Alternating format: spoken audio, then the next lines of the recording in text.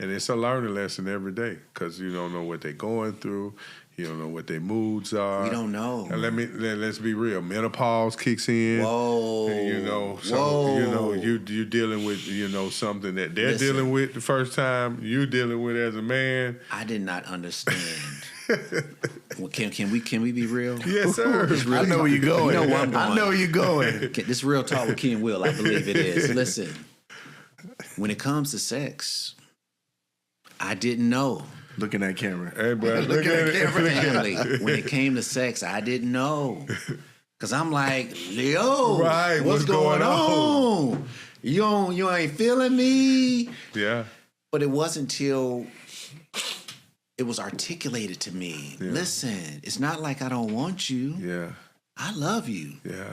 But my body is going through these changes. Yeah. And it's almost like I'm starting over again. Yeah. Right. Yeah. You know what I mean? It's really like they're and all of a sudden, it just clicked for me. I was like, oh, yeah. I get it. Yeah. I get it.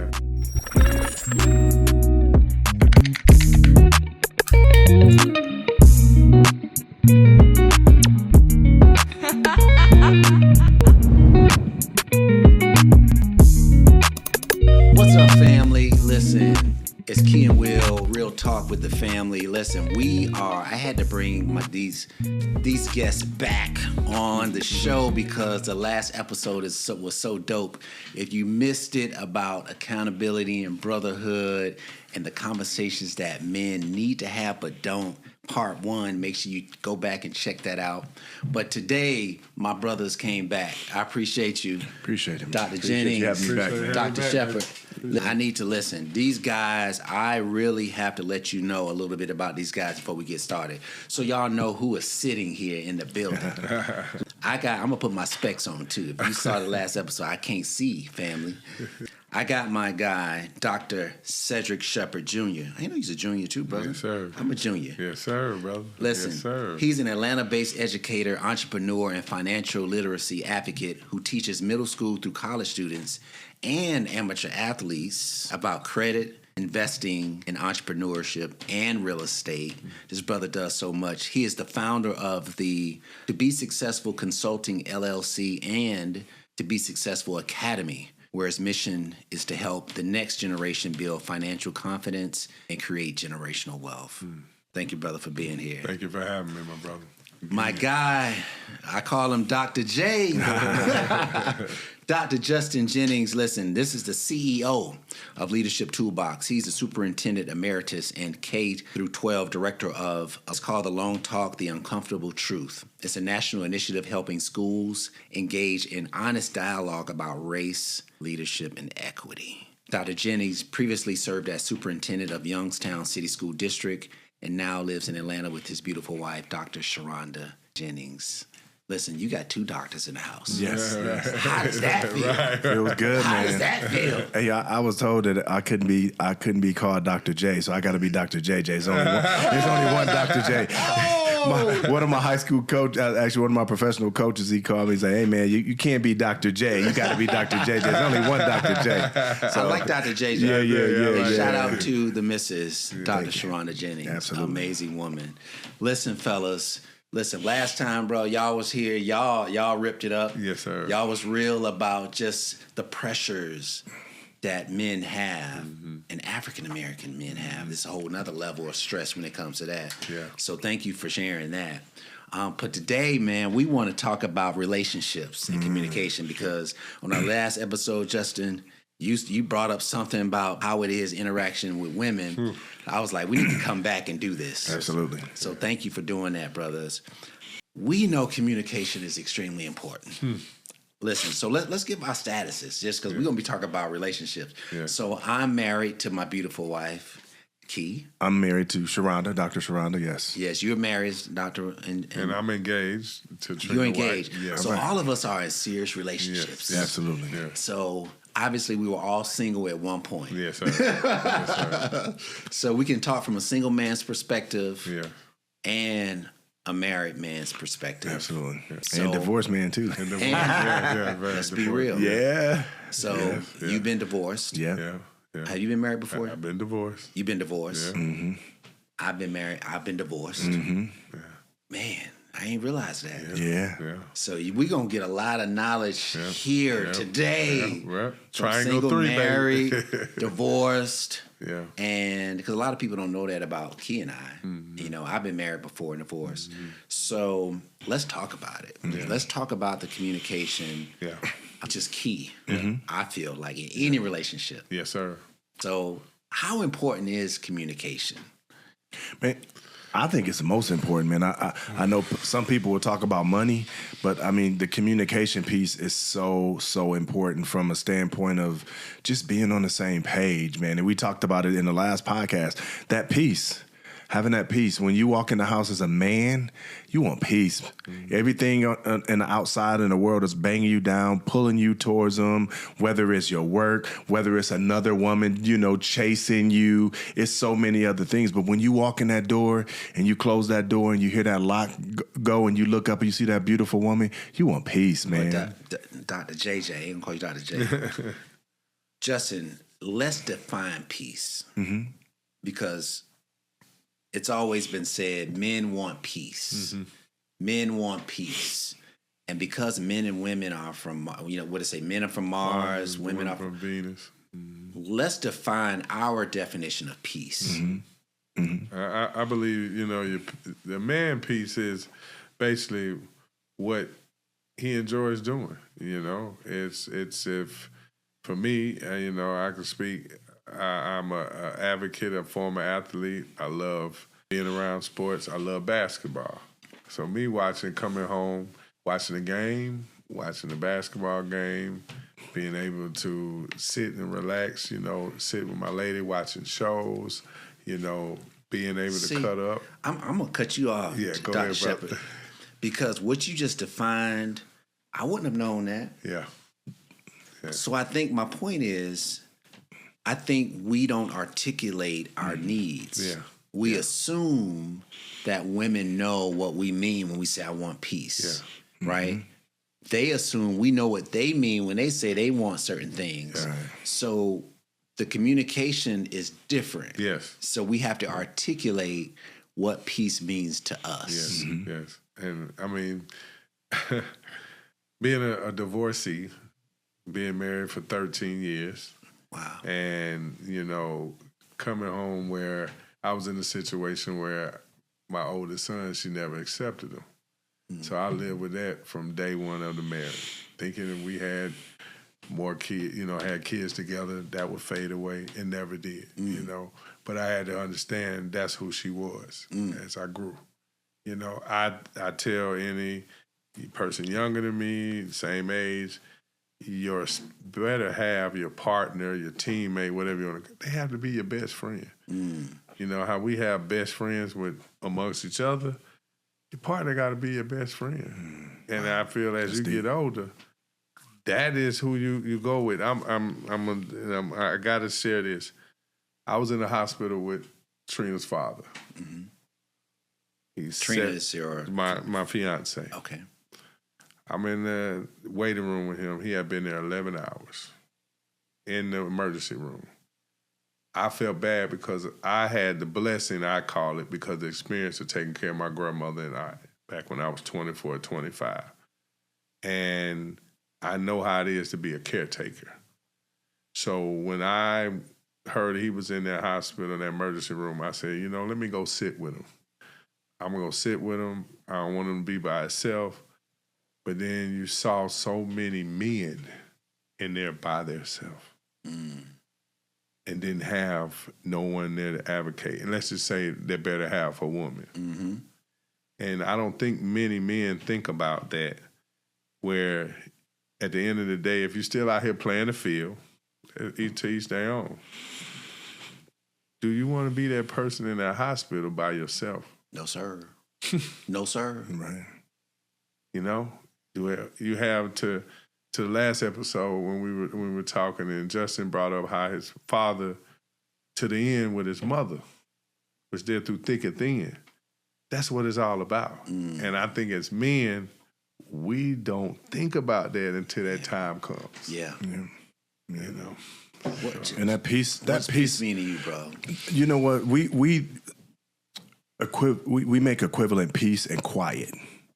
But quiet is not necessarily, it don't bring peace, because sometimes quiet brings distrust. Why you not talking to me? Why you not doing those things? But I think going in and having that peace for me is being able to come home, share myself, share my day without being judged. But then the scripture tells us there got to be some order in the house too. You know what I'm saying? Let's eat together. Let's break bread together. Let's do this. There's so many other things now that's so different. I mean, that phone is dangerous. The phone is a dangerous thing, man, because it could take away your peace, because now I want to come home and I want to spend time with my wife, and the phone is in the way. You know, it's Instagram, it's Pinterest, it's Facebook, but I want to come home and be able to have a conversation like, baby, how was your day? You know what? Sharon and I, we kind of have a script, I guess you would say, during this. So when she comes home, or when we talk, when it's time for her to come home or whatever, because I work from the house most of the time, I don't ask her, how was your day?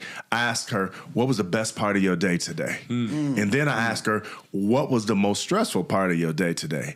And then I ask her, what can I do to help relieve your stress from today? So those three questions is the impetus of our thing, because now when we come in, we've taken away the stress, but we've also given her the opportunity, and she asks the same question to me. Often we give away the opportunity to give that to somebody else, because I think you said it best. And we keeping it real, right? I'm not her best friend yet. And that hurts. And I probably never said that to her, but I'm trying to get there. And I talk to her. I tell her all the time, Sharonda, I want to be your best friend. So when I come in the house and I hear her talking to somebody else about the stuff she should be talking to me about, it hurts. And I think that's important for us to have that conversation. So now she understands, you know, because you never know, being a twice divorcee, you bring in baggage.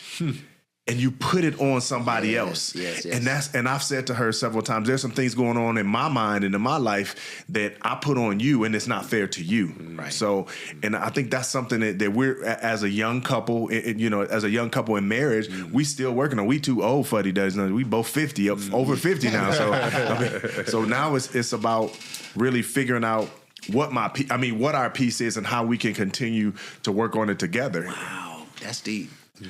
So this is interesting. So my version of peace is, I don't want to talk a lot about my day. Okay. Because my day, I'm on. Okay. I'm working. I'm with my clients. I'm mentoring my agents. I'm on. When I come home, I don't want to talk about what happened today. Understood. I had enough of that. I want to chill. Right. I want to have some music playing, some soft music playing. Right. Maybe we have a glass of wine. Right. We just talk about, how you feeling. Right. Not necessarily how your day was, because I don't want to bring the day into our time. Right. And I just want to say, hey, how's it going? Right. I don't want to be arguing about little stuff. Right. It's like, hey, let's. Right. So what's interesting, the reason I said wow earlier is because all of us had different definitions of peace. Right. Yeah. And if you don't communicate that to your significant other, that's not fair to them. No, it's not. To understand, I want peace. Right. Yeah. Okay. Do you want Justin's version of peace? Do you want Cedric's version of peace? Right. Will's version of peace? Right. So I feel like we have to be able to, and I'm learning that. Yeah. I have to be able to articulate what I mean by peace. And their version of peace may be, I want to cook. I want to do this stuff. I want to do. That's beautiful. Yeah. But that's not what I. I may just want to hug them. I may just want you to sit next to me and just hold my hand. Yeah. So we have to be able to articulate what that means to us. Yeah. I look at it. KYP, know your personnel. Right. And so it's so deep, knowing your better half, that right there alleviates a lot. It takes away a lot of stress, and it's a learning lesson every day, because you don't know what they're going through. You don't know what their moods are. We don't know. And let's be real. Menopause kicks in. Whoa. And, you're dealing with something that they're dealing with the first time. You dealing with as a man. I did not understand Well, can we be real? Yes, sir. I know where you're going. You know where I'm going. I know where you're going. This real talk with Kee and Will, I believe it is. Listen, when it comes to sex, I didn't know. Look in that camera. Hey, bro, look at it. Family, when it came to sex, I didn't know. Because I'm like, yo, Right, what's going on? You ain't feeling me. You know, then you start reminiscing of the old days, and your mind start playing tricks on you. Yeah. But it wasn't until it was articulated to me. Yeah. Listen, it's not like I don't want you. Yeah. I love you. Yeah. But my body is going through these changes. Yeah. And it's almost like I'm starting over again. Yeah. Right. Yeah. You know what I mean? It's really like they're and all of a virgins. sudden, it just clicked for me. I was like, oh, Yeah. Yeah. I get it. Yeah. Yeah. I get it. Yeah. And then I was able to adjust and say, hey, baby, it's okay. And you know what? I don't want to go back into the last episode, but that goes back to our rearing and our raising, because just like we need our dad, we need our mom. Yeah. For men, we need our mom to explain those things to us. You know, talking about sex, I have children. Talking about I have a young man who's 34 and I have a daughter who's 26. And talking about sex for anybody is uncomfortable. But now that I'm 51, I wish I would have had that conversation with my mom, because it would have helped me understand my wife and her body. Because you know what? Now that we sitting here and talking, I remember my mom going through menopause. I remember those things that she was saying that she didn't know we were listening to. And now I'm thinking like, man, if I really would have been paying attention, or if she would have had that conversation with me, it would help me right now. Because like you, man, it's times you come in the house, peace is getting some sex. Yeah. I mean, let's say it's getting some sex for us. And when it don't happen, now it's a mental, like, what's going on? Did I do something wrong? I mean, am I not strong? I mean, all this stuff. Yeah. And so now you trying to figure out what that is, but without that communication, not just from your spouse or your significant other, but think back if you would have had that conversation with your mom. In your mind, the wheel will be rolling like, oh, this is what mama told me about. Yeah. This is, man, I didn't, you know what? I never thought about it from that perspective, because you normally think about, you know, what my dad would tell me about manhood and this and that. Never thinking, okay, there was a benefit of moms to say, okay, this is what women go through. I had no idea, bro. Well, daddy going through the same thing we was right now. Right. He ain't know either. Let's talk about men going through their stuff too. Right. Back in the day, men, you know, you strong and you doing you. You don't have any issues in that department. Yeah. But as you get older, you know, and the wife is sneaking around, hey baby, I'm in the mood, I'm ready. I'm tired. Yeah. No, you ain't tired. You just not like you used to. Right. And we have to be able to articulate that and say, hey baby, I'm not tired. Yeah. Listen, I'm not getting up like I used to. Yeah. And we may need to do some other things, or I need to, and just having that transparent conversation. But we have this as men. We don't want to say, hey, I'm not really like I used to be. Right? And now we sneaking, taking pills and trying to make sure we ready and this and that and this. It's like, no, hey baby, listen, I got some pills over here. You want me to like just sharing, hey baby, this is where we are. And listen, I'm getting older. You know, I'm still sexy now. Don't get it twisted. You know what I'm saying?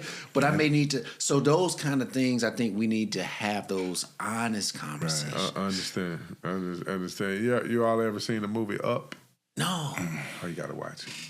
So Up was a Disney Pixar movie, and actually I think when Josh was growing up, it came out. Okay, an older man, his wife had passed. Somehow his house went up in the air, had a whole bunch of balloons and kept him up. It's a dope movie, but what I really picked up on it is that the feeling they were at that point where sex wasn't even prevalent. Their sex was the emotions of sitting with each other. That's intimacy. Touching each other's hand. You know, sitting out in the porch, having those talks. So when men are going through their thing, or women going through their thing, to me, that's preparation for when you get to that time when neither one of you all can do that. Yeah. Right. That's why I feel like some of these younger cats, I think we sort of started this in the other episode about, listen, it may be, the women may be all cute and this and that, and but that fades. Right. You can try to get all these augmentations as you want, but it's going to fade. Yeah. Mm-hmm. So what do we have besides sex? Right. Yep. What do we have beside that? Right. Do you still enjoy this person? Do you still like spending time with this person? Right. Yes. Can you spend a week or two without having sex with this person? Yeah. Is that all it is? Yeah. Right? So that's what you're talking about, Yes. that intimacy Yeah. where it's like, yes, sex is great. Yeah. Now, listen, I get it twisted. Yeah. Yeah. But we have something beyond that. Yeah. And generationally, things have changed. Like you think about our parents back in the day.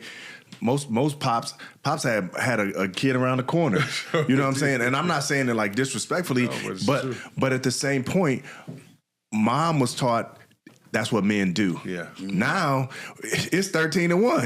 It's 13-1. Women they got their choice. You know, women they can choose. Yeah. And a lot of women are choosing not to be in relationships or not to be married because now if you mess up, I'm gone. Yeah. And then at the same thing, the point you just made, a woman, I'm gonna get in trouble, but a woman back then and a woman now is totally different because you get there and the women, they got these things, they look like elephants. You know, they got fake boobs. They got fake butts. You don't know what's real. They got wigs. I mean, you and it's like who are you? You know what I'm saying? Listen.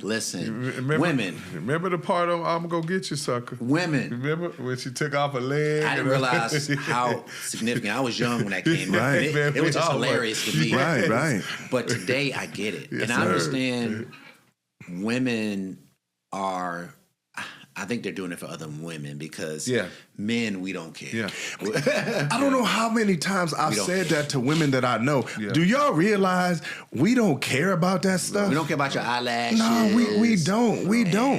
And then when you see somebody and it's so out of place, it's just like, oh man, and you know what? I'm not gonna lie. My wife and I keep it real. If we see a woman and it ain't and it's natural, she'll high five me. She'll be like, you see that? I'll be like, oh, I'm glad you look at that. Now I can right. You know what I'm saying? It's a beautiful thing. Right. Women that are natural. Right. Yeah. It's a beautiful thing. Yeah. Mm-hmm. I love my wife's natural hair. Yeah. I love her natural features. Yeah. Granted, yes, she gets dolled up and it sort of enhances everything. It's a time for it. Yeah. I understand that. But at her rawest form, I love that. That's what we love. You know what I'm saying? And I wish we found a way to convey that to women. We have to, like we talked about in the last podcast, relay that to our daughters to understand. You know, I tell my wife all the time, I don't like you with makeup. Throw on some lipstick, get a little eyeliner, that's it. You don't need all that other stuff. And I said, if you're trying to look good for somebody else, then let me know. Because I don't need all that. You know what I'm saying? I don't need all that. Women are being women. They're dolling up. I get it. They like sort of dressing up and looking apart. I get it. Yeah. I get it. To me, it's just when it gets extreme. Yeah, man. It's like, who's that for? Where it's next level stuff, man. Yeah. Hey, when we together and we at home and in that bedroom, less is more. Less is better. Yeah. You know what I'm Listen. saying? I always say, man, I want to see you when you wake up. Yeah. Because you're at your natural point. Yeah. I love it, man. Yeah, I love the natural look. Women, listen, we love natural. We love it. Believe it or We not. love it. And women That's all, and even my good sister friends, you know, that I've been on for years, they always be talking, sitting, they be like, yeah, I went to the grocery store. I just had on some sweats, had a hat. And she said, that's when I would get the most compliments. And I'm like, It is. Voila. Yeah, right. Yeah. when you got all that extra stuff on, it's like, no, we want to see you raw. Yeah, because a lot of women don't understand when they put on that, let's say, their costume. Okay, let's just be real. They put on their costume. Men get intimidated. Yeah, it's a lot. They don't know how to come at you. They don't know what it is. They don't know who you are.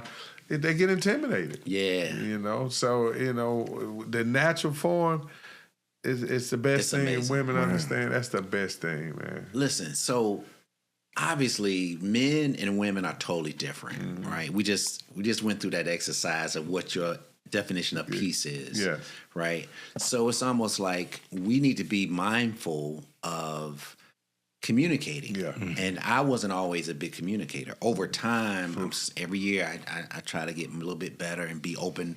You know, it's a growing process. Yes, it is, brother. But I feel like, at least for my relationship, we get closer the more I can express myself and her as well. It's like, okay, I understand. I may not agree necessarily, but at least I understand where you're coming from. Because, like I said, men and women think totally different. Yeah, they do.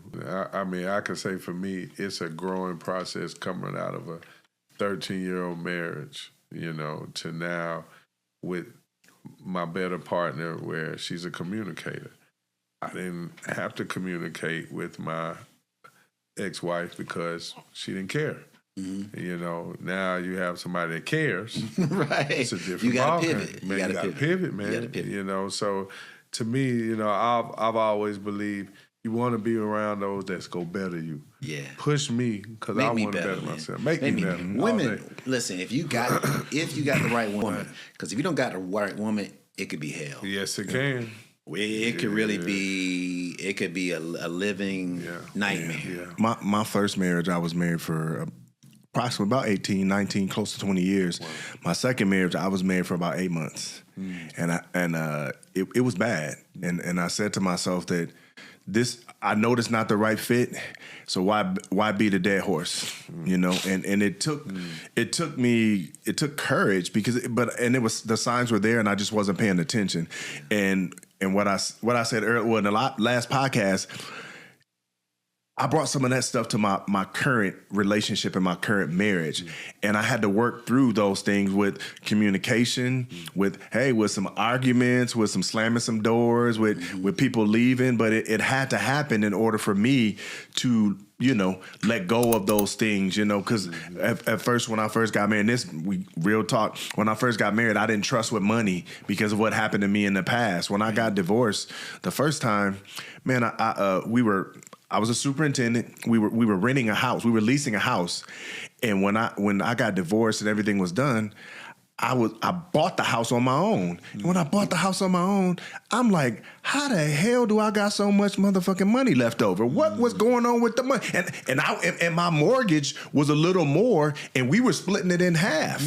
And I just didn't get it. So from there, it brought in some trauma. Like, I'm not trusting nobody no more with my money. Wow. So then when I brought that into my relationship, my marriage now, it was a barrier for us. It was a huge barrier for us. And it took some serious communication, some serious fasting and praying. Yeah, I get it. To get through that. And even with that, we had to strike a compromise. You know, we gonna have our joint account and then we have our own separate thing. Yeah. And this is what we put in there. This is what we do. That was probably the most blessed thing, because when we started, it was kind of like everybody put all their money together. And I'm like, hold it. Justin, you sound like Kee. When we came together, I'm like, we're gonna have our joint account, we have our separate accounts, and I had it all laid out. Right. And then I explained that to Kee. I say, when we get paid, everything goes into the joint account, and then we sort of divvy out how things are going. Right. I'm glad she's not here, because she would listen. She knows. Man, we went to the bank and we went to open up the accounts. I told the gentleman, I said, hey, we're going to put everything into one account. She was like, wait a minute. One account? No, I need that money. My money going to my account. Your money going to your account, and then we'll divvy out from there. And it was the same trauma from before. Yeah. So she brought, and understandably, she brought that fear and that hesitation to our man. She's like, wait a minute, I got to get mine first. And then, so it was a thing. Yeah. And we were able to get through that. Yeah. But I understood, because that's just her previous experience. Right? So we have to be able to articulate that. Yeah. And that's the thing. If we can't articulate it, it becomes a barrier. And we talking about communication, we have to say something.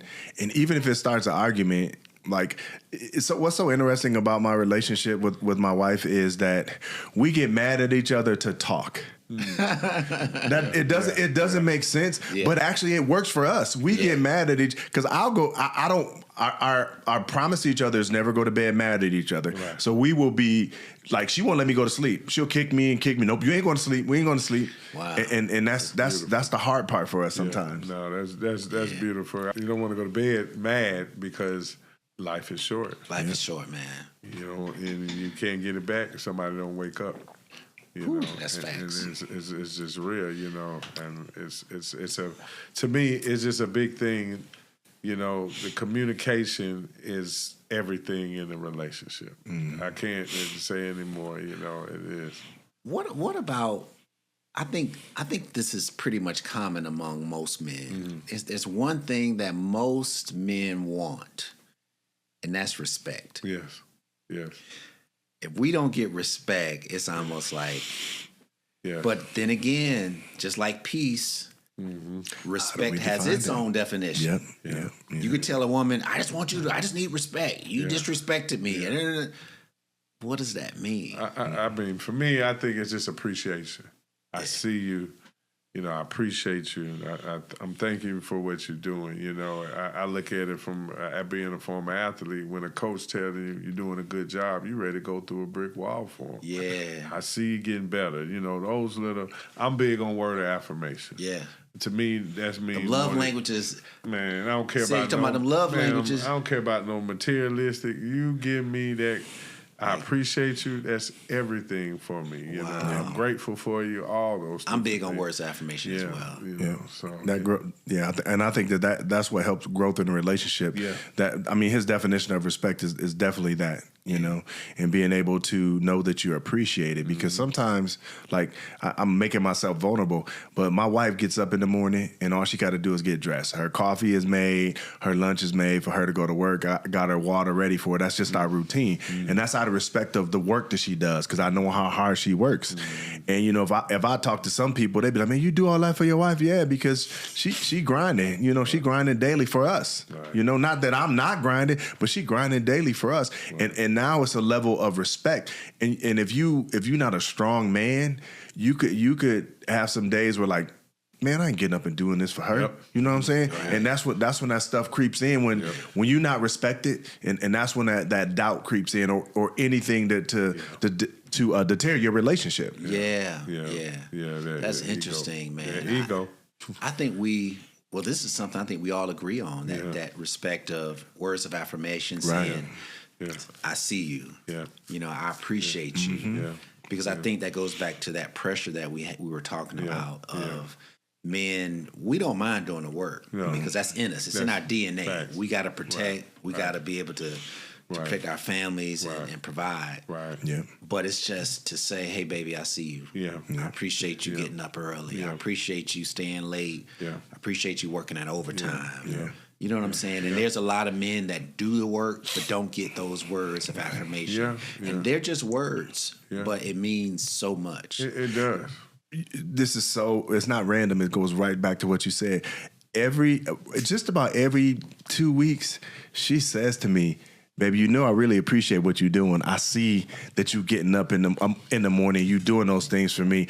And like, until you just said that, I never really recognized it. And I'm telling you, just about every 2 weeks, she says that. And about every 2 weeks, I'm feeling some kind of way. Like, man, I'm tired of, because I could be in the bed for another hour, because my meetings don't start till, I make sure my meetings don't start till 9. Yeah. But to hear that goes back to what you said. That's that respect. Yeah. Women are so powerful.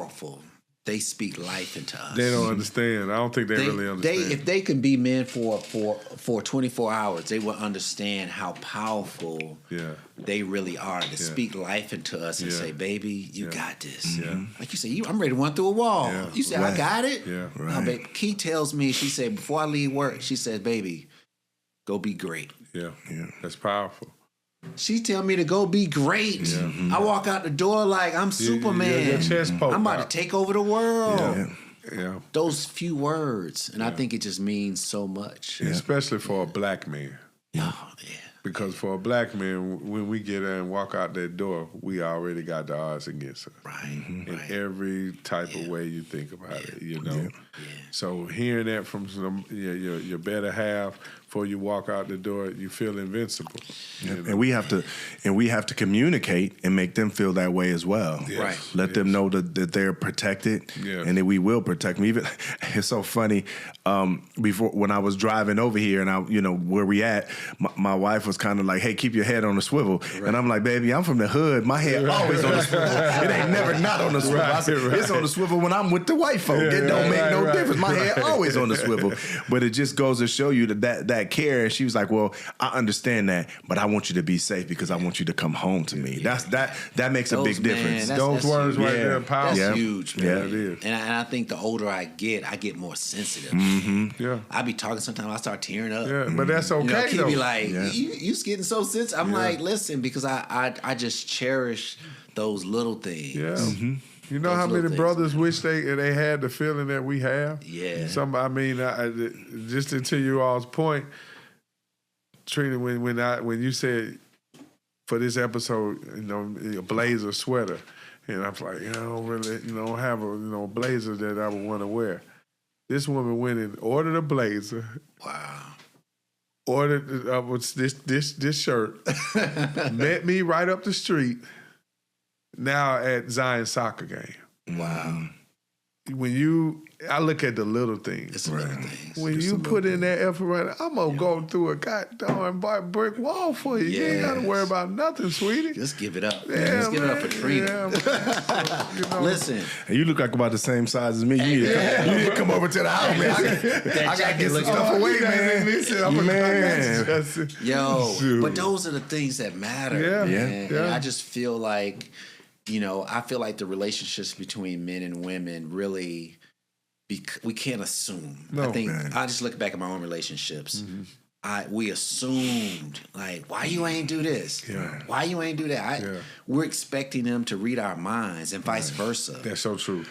And it goes back. So true. It goes back to what we talked about earlier. It's also their moms. What did they see in their moms? Yes. Because I mean, I know I don't want to get specific, because now this I'll get in trouble for. But my wife comes from a standpoint where her mom and dad were married, but not together anymore. They didn't live together, so it's different. And then she had 48 years or 47 years of never being married, of being single. So now you bring that into a Negro who done been married twice, who don't trust nobody with his money, But it goes back to, like, what was mom like? Because I'll never forget some of the best advice one of the best advice that I ever got from my mom was like, hey, when you looking at this woman and you get married, you got to go see what her mom was like, how her mom treated her dad. And the point was that's not the end of all, but you see what you're getting into. Yeah, fact. Don't just judge it on that, but see what you get it into. And the stuff that goes on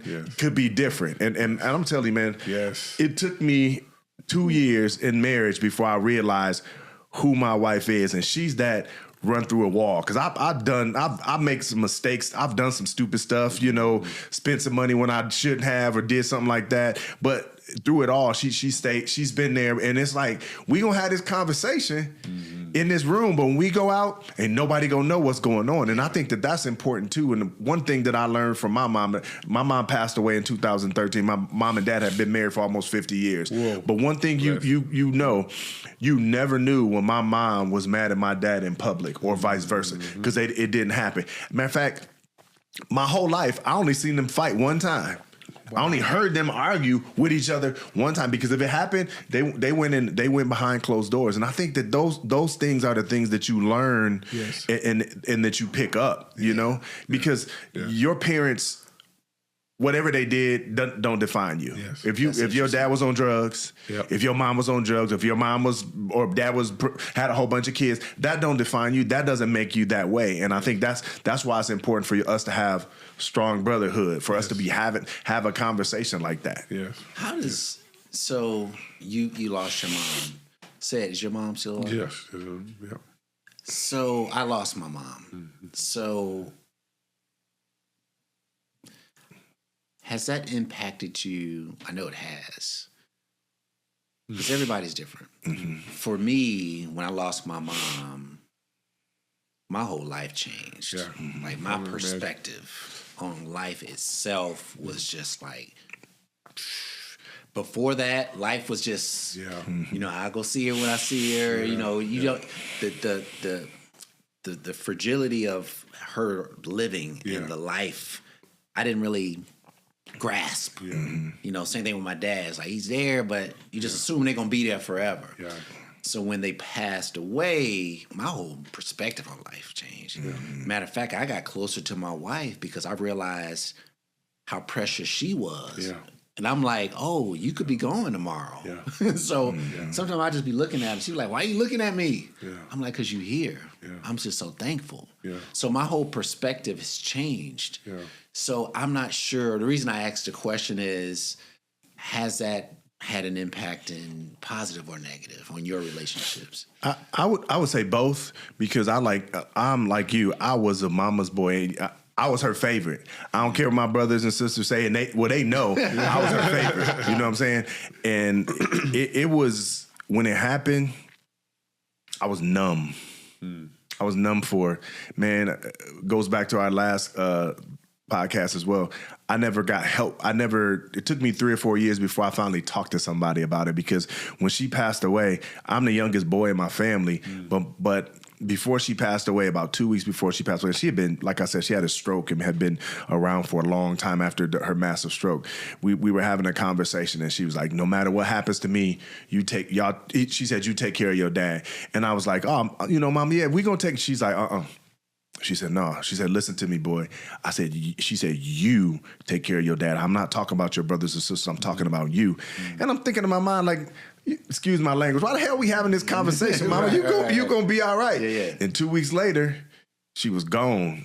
And the thing that hurt the most for me was, like you said, the night that she passed away, I was supposed to go over there, and I was doing something else. And I was like, Mom, I'll see you tomorrow. And it was never a tomorrow. And I think that's the part of me that it changed me, because I'm at that point now. If I feel something or I feel somebody on my spirit, I'm calling them, or I'm sending them a message or a prayer or something, because you just never know when it's somebody's last time. Yesterday, I'm going to say this, I'm going to shut up. Yesterday, about 2:00 in the afternoon, I was like, man, I need to call my son. I said, I got to call him. And I started packing, and I forgot. 8:00, he calls me, and he says, Dad, I just got out to the emergency room. And I'm sitting there like, you know what I'm saying? Those things happen like that, and it goes back to that communication. Yeah. That's, I mean, just to hear you gentlemen, you know, losing your mom, I can't imagine. You know, my mom just turned 73 on the 5th. What a blessing. Yeah, man. And, you know, and then I get a text, one of my childhood friends' mother passed on the 8th. And, you know, every time, you know, someone loses their parent, or especially a mother, I'm a mama's boy, only child, we've been through a lot together. I cherish those moments, you know, and I'm close with my mom. That's one of my best friends. We talk, you know, like we talk, but I can only imagine, you know, and to your point of what you said, you know, I don't think Trina understands, you know, the blessing of her coming into my life.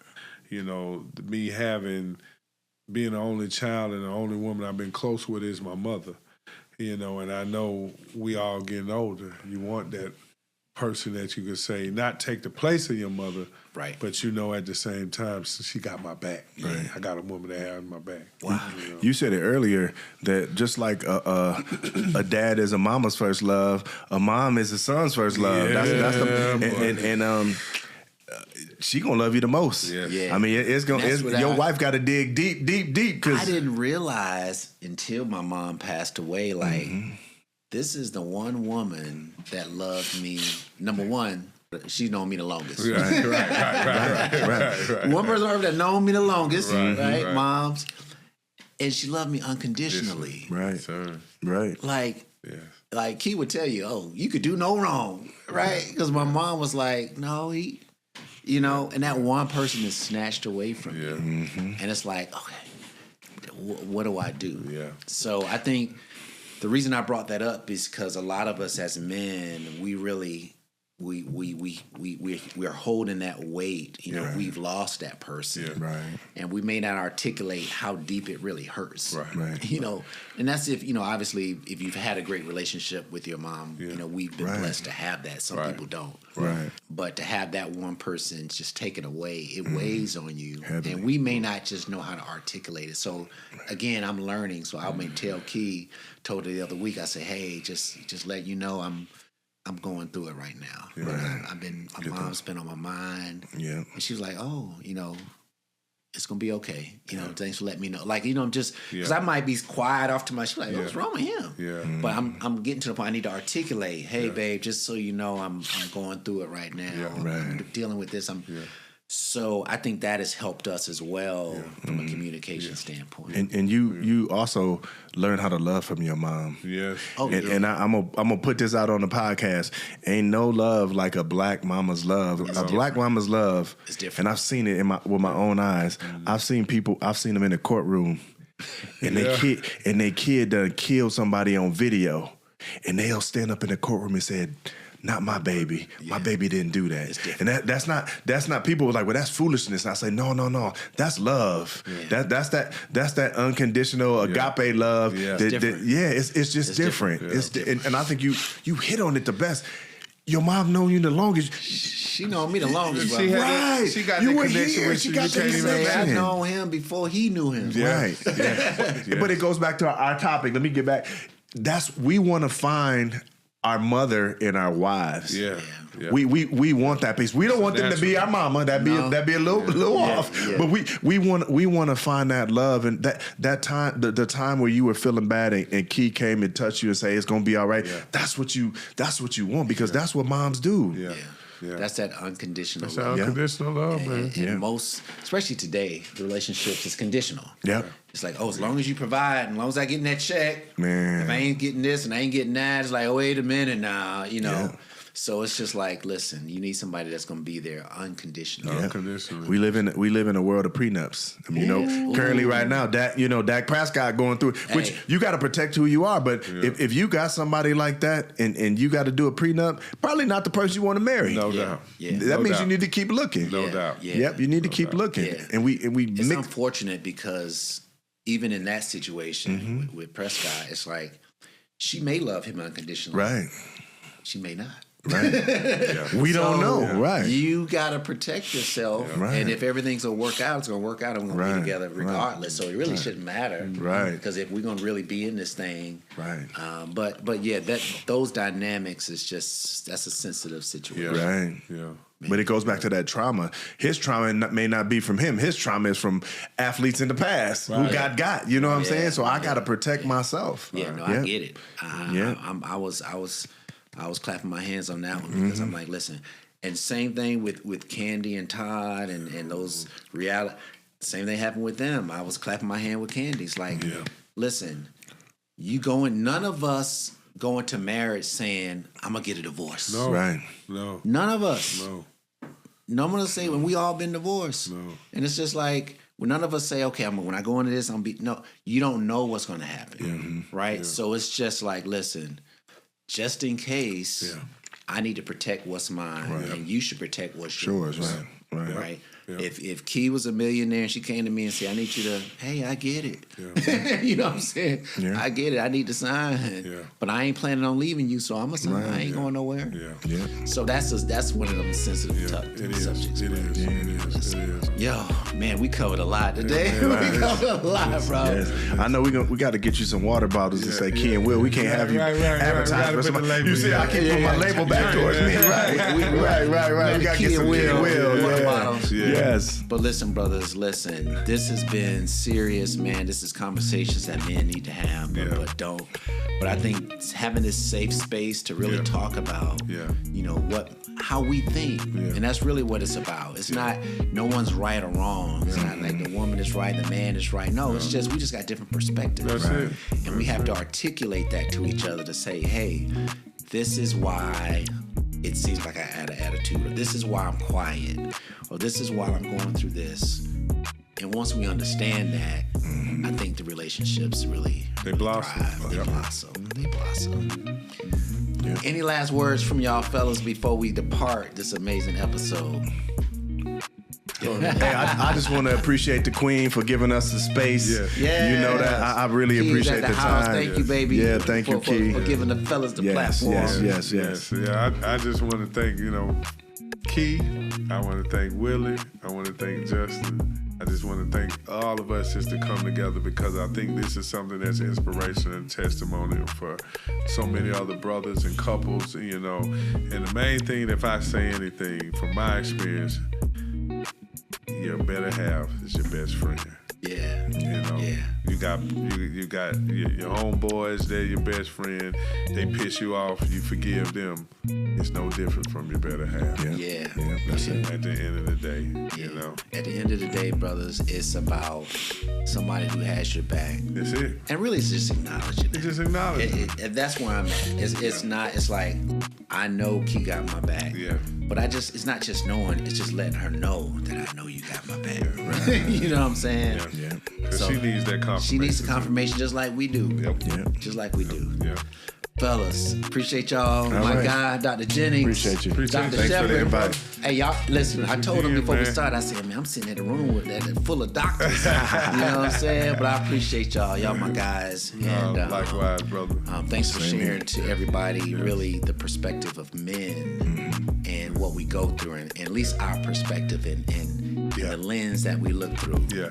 And ladies, I hope if you're watching this, I hope you got something that you could probably take back and really implement and really take your relationship to the next level. Yeah, this is Kee and Will. Real talk with Kee and Will. We love y'all. We'll see you on the next episode. Let's go. Peace, man.